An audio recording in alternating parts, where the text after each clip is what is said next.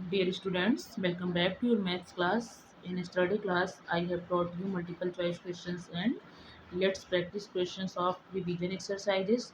So now today I am going to teach you test your understanding questions that is on page number 72.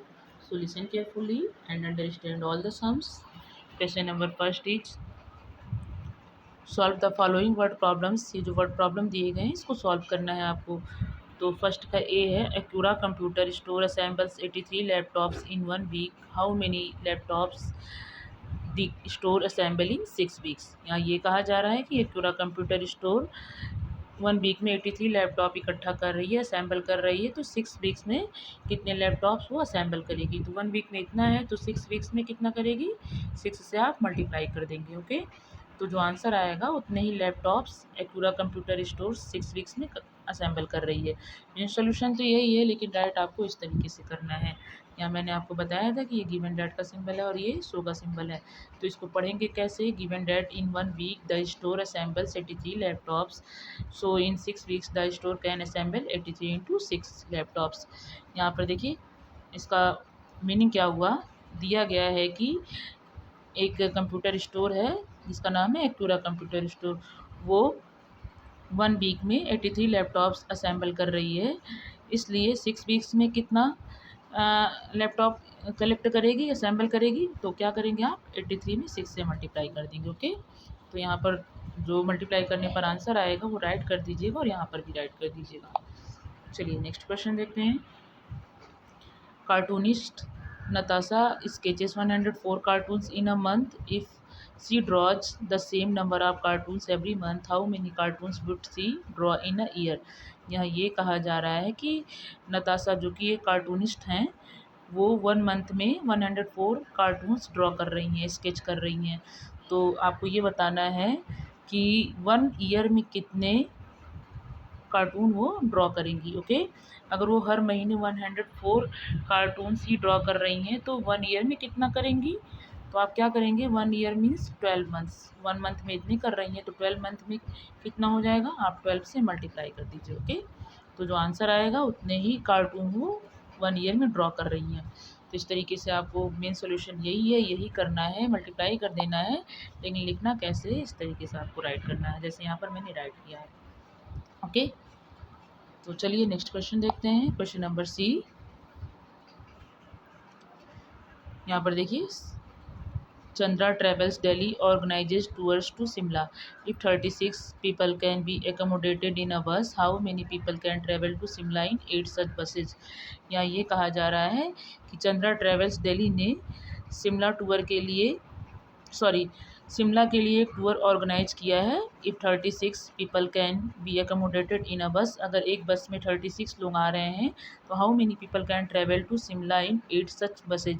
तो इसी तरीके से 8 बस ली गई हैं जिसमें कि 36 लोग ही हर एक बस में बैठाए गए हैं। तो ये बताना है कि उस 8 बस में कुल कितने लोग ट्रैवल करेंगे शिमला के लिए। ओके, तो शिमला टूर के लिए बस तैयार किए गए हैं, बस जा रही है, तो उस 8 बस में टोटल कितने पैसेंजर्स होंगे। ओके, तो एक बस में आपके 36 पैसेंजर्स हैं, 36 लोग आ रहे हैं, तो 8 बस में कितने हो जाएंगे, तो 8 से आप मल्टीप्लाई कर देंगे। ओके, तो जो आंसर आएगा उतने ही लोग ट्रैवल कर रहे हैं।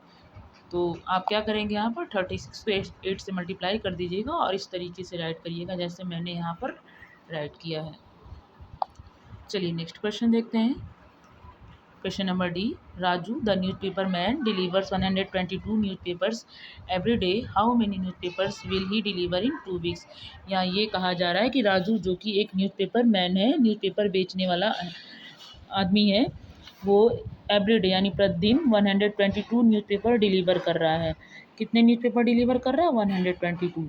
तो ये बताना है how many newspapers will he deliver in 2 weeks. तो 2 वीक्स में कितना करेगा, तो एक दिन में इतना कर रहा है, तो 2 वीक्स में बताना है। 2 वीक्स मीन्स 14 डेज। 1 वीक में आपके 7 डेज होते हैं, तो 2 वीक्स में कितने हो जाएंगे, 14 डेज हो जाएंगे। तो यहाँ पर करना क्या है आपको, जब वो प्रतिदिन इतना कर रहा है, एक दिन में इतना कर रहा है, तो 14 डेज में कितना करेगा, 14 से मल्टीप्लाई कर दीजिएगा। जो आंसर आएगा उतने ही न्यूज़पेपर वो 2 वीक्स में डिलीवर करेगा। ओके, तो आपको इस तरीके से इसको राइट करना है। मेन सोल्यूशन तो बस इसका इतना ही है। और लिखने का मेथड ये है, इस तरीके से आप राइट करेंगे। ओके, चलिए नेक्स्ट क्वेश्चन देखते हैं। Question number E. Good Health Yoga Center has 18 rooms of the same size.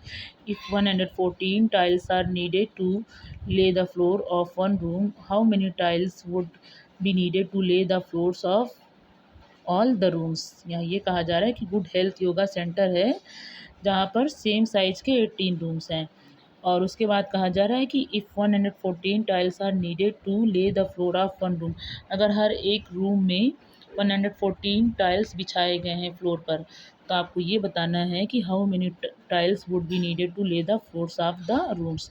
आपको ये बताना है कि जो रूम्स हैं 18 रूम्स हैं उसमें टोटल कितने टाइल्स जो है बिछाए गए हैं।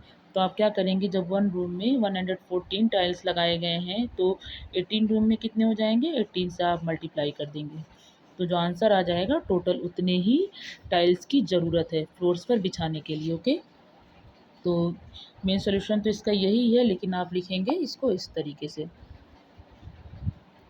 इस तरीके से आपको राइट करना है। ओके, चलिए क्वेश्चन नंबर F देखते हैं। A shopkeeper bought 16 packets of pencils, 6 packets of erasers and 5 packets of sketch pens.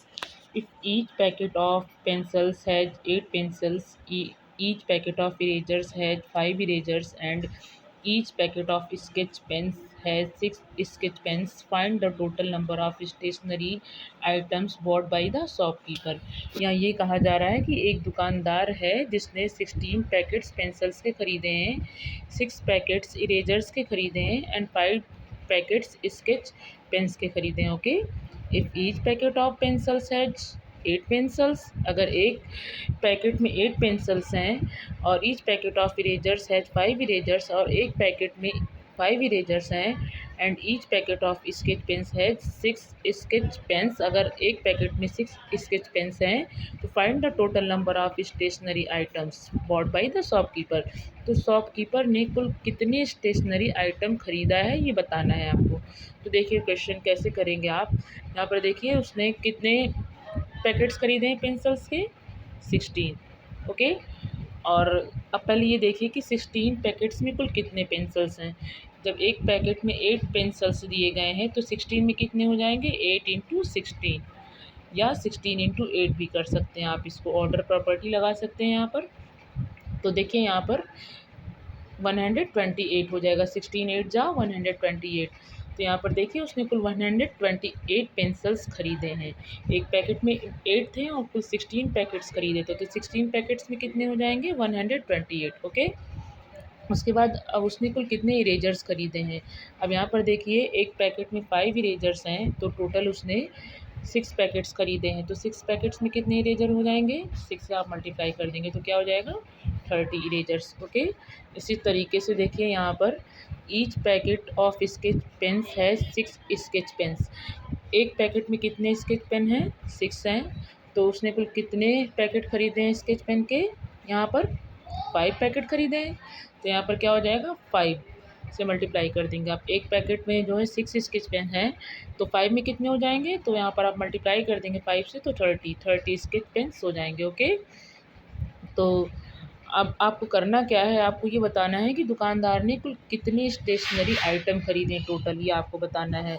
तो 128 पेंसिल्स उसने ख़रीदे थे, और 30 इरेजर्स उसने ख़रीदे थे, और 30 आपके स्केच पेन्स उसने ख़रीदे थे। ओके, तो टोटल कितने आइटम होंगे, सबको ऐड कर दीजिए, ऐड कर देंगे तो जो आंसर आएगा यहाँ पर देखिए 800 यानी 8, और 2 और 3 5, 5 और 3 8, और यहाँ पर 188, टोटल उसने 188 स्टेशनरी आइटम्स ख़रीदे हैं।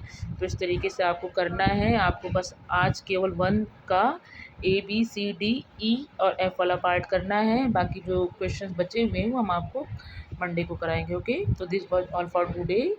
On Monday I will teach you remaining questions of this exercise. Okay, thank you, have a great day.